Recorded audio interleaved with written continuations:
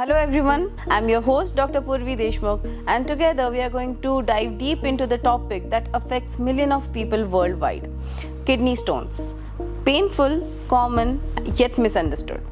To help us understand better about kidney stones, we have with us Dr. Rajiv Shetty sir, lead consulting urologist and head of department at United Hospital and Matoshri Kidney Stone Center.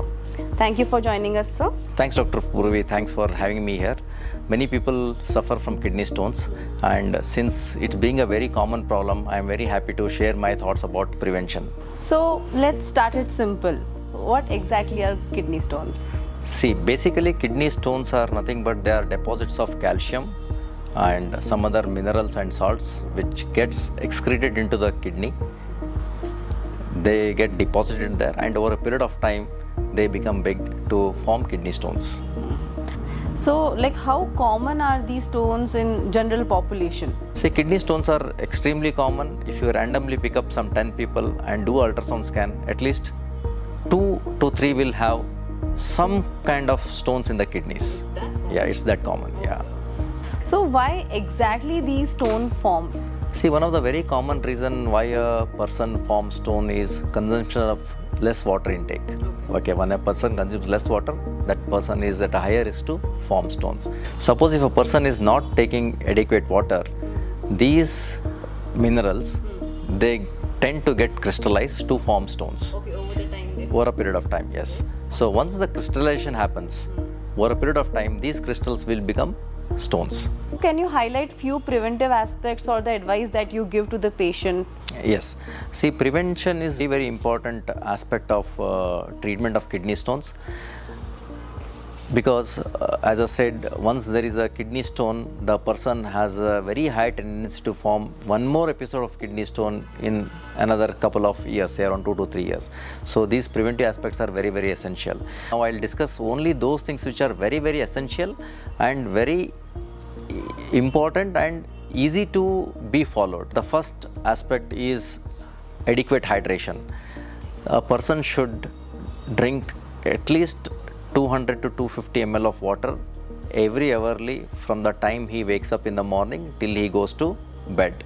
This is the most simplest, easiest, most effective way to prevent any kidney stone formation. If a person follows only this one recommendation, 70% of his chances of recurrence will go down. Yes, this is the most important thing. Now, when I see patient, when I tell them to drink water, patient generally says, "Doctor, I drink 4 liters of water every day, but still I am forming a kidney stone." But when I ask them, "How do you drink?" they say, "Doctor, I drink 2 liters of water in the morning and again 2 liters in the evening." See, this doesn't help. Very important is to split that water intake. The body has to be hydrated all the time. If you drink 2 liters in the morning and 2 liters at night, that 4 liters is not going to help. So that's exactly the reason why a person should drink 200 to 250 ml every hourly over period of time from morning till evening. Yes. The second most important thing is for people who consume non-veg. Non-vegetarians will have a higher tendency to form stones. When I say non-veg, specifically red meat and organ meat. So it's always a better option to stop consuming non-veg. If they can't stop, at least they can reduce the consumption. Simple suggestion I give them is, suppose if they are taking 4 times in a month, they should reduce it to once in a month. Third most important preventive aspect is the consumption of sugar and salt. These patients should restrict their sugar and salt by 50%.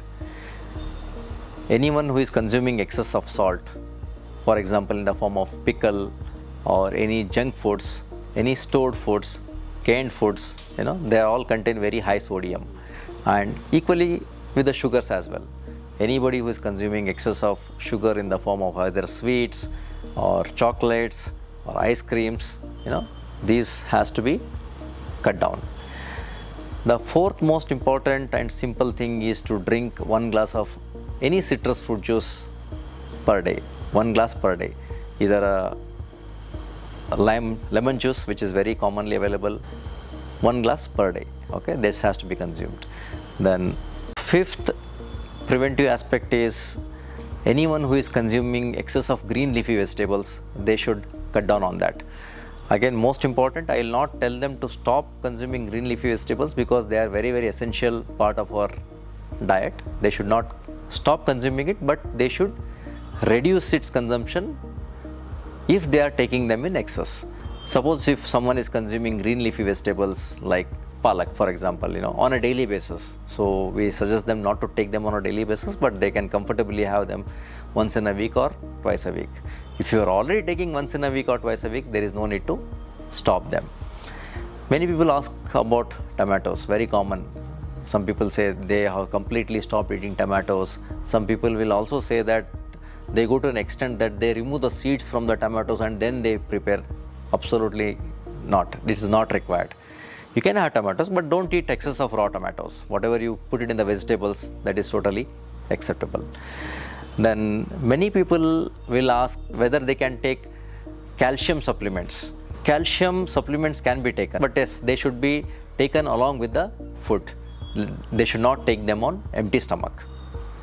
Then next thing is, people, in fact, when they know that they are forming stones, they intentionally stop eating calcium. If they stop eating calcium, they in fact form more stones. So the person should normally eat calcium, what is normally required for the body.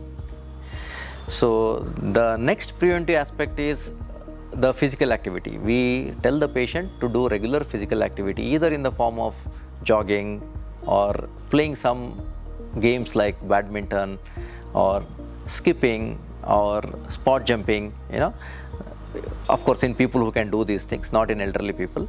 So these activities are very, very essential to prevent the stone recurrence in the form of, if a stone, for example, if it gets formed also, in spite of we taking all these precautions. So these physical activities will make the stone to pass out when it is small only. So that's the reason why we should do this activity. And last and the most important, any person who forms a stone, they should make sure that they should get an ultrasound scan done once in every 6 months to 1 year. They should not forget this. But generally what people do is they do a scan only when they get a pain, which is very, very wrong. So they should get a scan done once in every 6 months to 1 year. So by following these recommendations, there is a very great chance that a person will not form a stone again. So what's your take on beer and kidney stones? Yes, very good question. See, many people think that by drinking beer they can prevent stone formation. Actually, it's a myth. The reason is, beer contains a lot of oxalates. If a person consumes beer on a long-term basis, they in fact are harming themselves by promoting kidney stone formation. But yes, if the patient has a small stone which is stuck in the ureter, beer may help to expel the stone out, because beer is basically a diuretic. What is diuretic is anything which increases the urine output is a diuretic. So, but still the beer is not a treatment for this. I don't recommend to drink beer just to make the stone pass out. What I say is, instead of drinking 1 glass of beer, you drink 3 glasses of water. It does the same work. So it's a common misconception that beer prevents stone formation. No, it's not. Yeah, it will help, but it in a wrong way basically. So the alternative for this is, as I said, 1 glass of beer, drink 3 glasses of water. The job is done. Yeah. What would be a quick takeaway for all the viewers? Prevention, prevention, prevention. Water, water, water. Regular screening.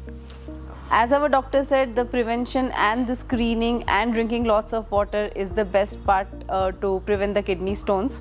Thank you so much for giving us such valuable and detailed information about kidney stones.